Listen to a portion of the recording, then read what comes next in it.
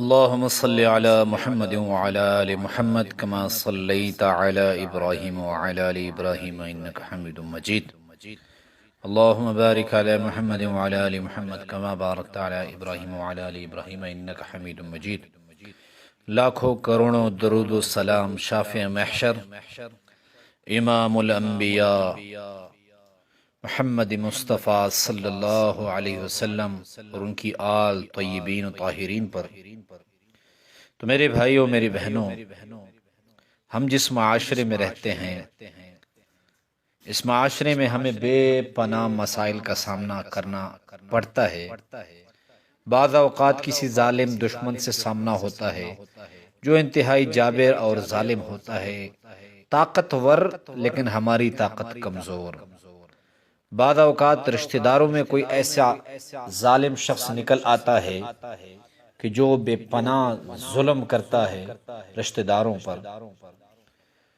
تو اور جو لوگ ہم سے پوچھتے ہیں وہ ساتھ یہ بھی کہتے ہیں کہ ہم بڑے وظائف پڑھ نہیں سکتے، کوئی مختصر سا وظیفہ بتائیں کہ اس ظالم رشتہ دار یا ظالم چودھری وڈیرے سے نجات مل جائے. تو آج میں ان بھائی بہنوں کو ایک آسان سا نسخہ بتا رہا ہوں. آپ نے میری بہنوں، میرے بھائیوں، ایک لفظ یا جبارو، یا جبارو، اس لفظ کو جو شخص 226 مرتبہ روزانہ پڑھے. کتنا؟ آپ نے اس عدد کو یاد کر لینا ہے. 226 مرتبہ اول و آخر درود شریف پڑھ کر اللہ رب العزت اس کو کسی بھی ظالم کے ظلم اور جبر سے نجات عطا فرمائیں گے. اور جو شخص یہ بھی نہیں پڑھ سکتا تو وہ چاندنی کی جو انگوٹی ہے اس انگوٹی پہ یہ نام لکھوا لیں، الجبار.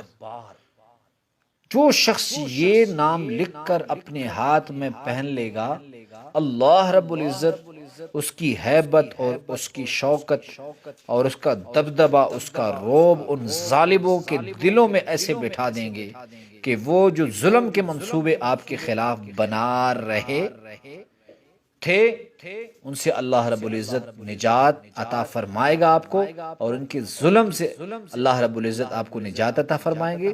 اور یہ وظیفہ دوسروں لوگوں کو بھی بتائیں جو ایسی ظالم چودھری وڈیرے کی بغض اور دشمنی کا شکار ہیں.